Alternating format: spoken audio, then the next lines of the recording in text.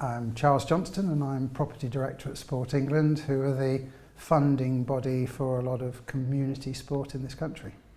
Clients view the architects and architecture really, I think, in different ways. I think there's a great deal of cynicism at the moment in the market that the architects properly understand the pressures that the sport and leisure market is in.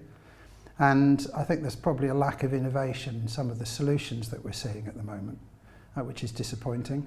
Having said that, there are some really good examples where people do understand it and do deliver it, and do deliver good architecture in a cost-effective manner. Now, if we can sell sport and leisure activities as a means of delivering a healthier nation, preventing people coming into A&E and clogging up doctor surgeries, for instance, then we're going to safeguard the investment within a business plan over the longer term. So the challenges of the market at the moment are to recognise where we can deliver sport and leisure as a cross-agenda solution. So we're delivering against mutual objectives of more than just getting people playing sport for sport's sake. I'm not sure the client really knows exactly what they want at the moment, which is a great opportunity for bringing some innovative solutions to the market. But I think people have got to understand that to lever that inward investment at the moment does require a good understanding of the business constraints, the current difficulty of investment that we're finding with local authorities, but also recognising that a great deal of our leisure stock at the moment is outdated and not fit for purpose in the new market that is evolving. My name is Jonathan Stemp and I'm owner-director of a company called Pro Leisure. We are a kind of a boutique organisation that specialises in elite sports infrastructure development. Big sports projects, clients are often filled with a sense of optimism and fear.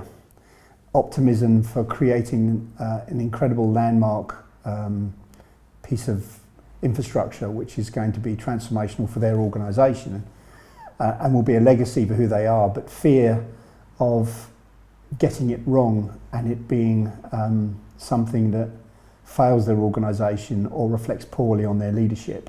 And quite often they start from a position of having an idea or a big idea of what they want, but not necessarily having the skills or the wherewithal to develop a roadmap to take them forward. Every architect we've engaged with has been brilliant, has brought genius, has brought capability and has brought amazing innovation. But the ability for them to be the best that they can be hinges on the ability to frame the project to them in the right way, to give them a really deep understanding of the values, the DNA of the organisation, that this physical thing is going to be a manifestation of it, you know. And so I think they can add value in the formative stage, but perhaps the most important thing is, what does this thing get measured by at the end of the project? And I think that architects, particularly with what I would describe as world-leading sports infrastructure, if you're in that top end of the business where you're building amazing large things, we spend a lot of time trying to educate and inform owners and those who are commissioning these projects to look beyond the linear outcome of what they think they need. An example being, I'm a football club, I need to build a football stadium.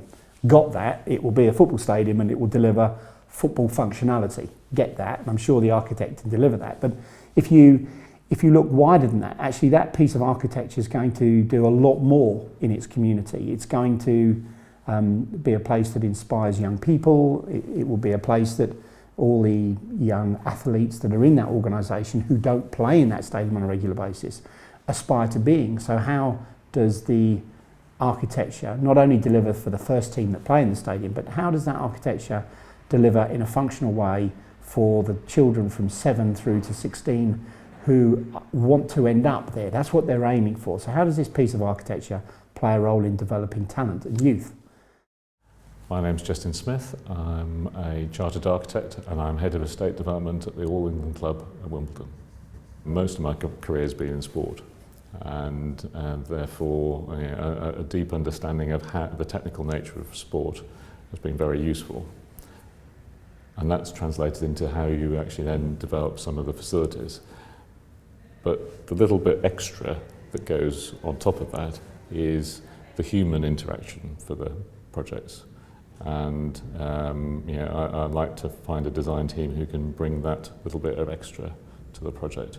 So very, very successful projects have a very strong design team with a good architect as part of that project. And the good projects, the design team and the architect really get to grips with understanding the client's needs and translating them into the project.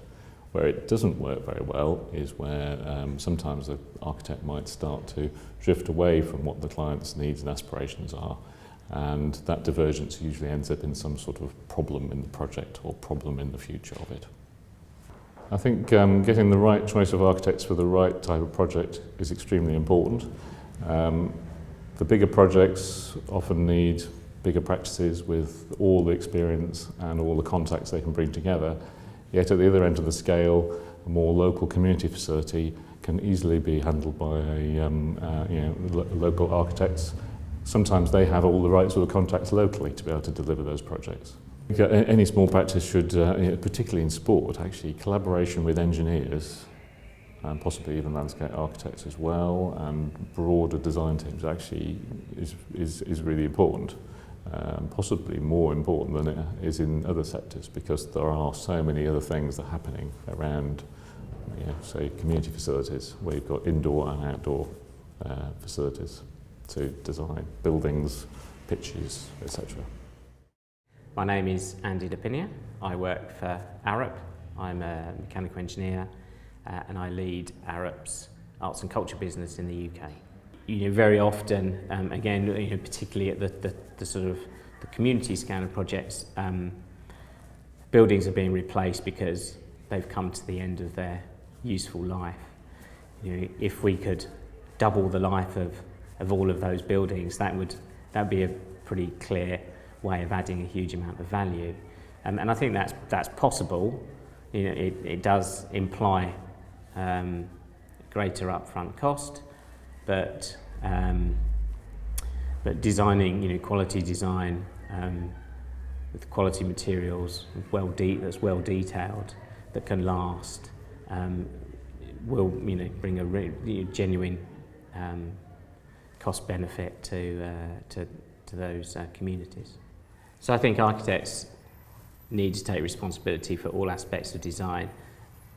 I think that architects have there's a risk that they're underplaying their skills.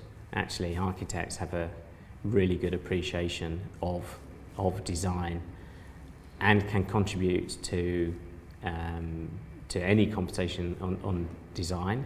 And I mean, there's a real benefit to clients in drawing on that knowledge from the point at which they're developing their brief to completion of the project.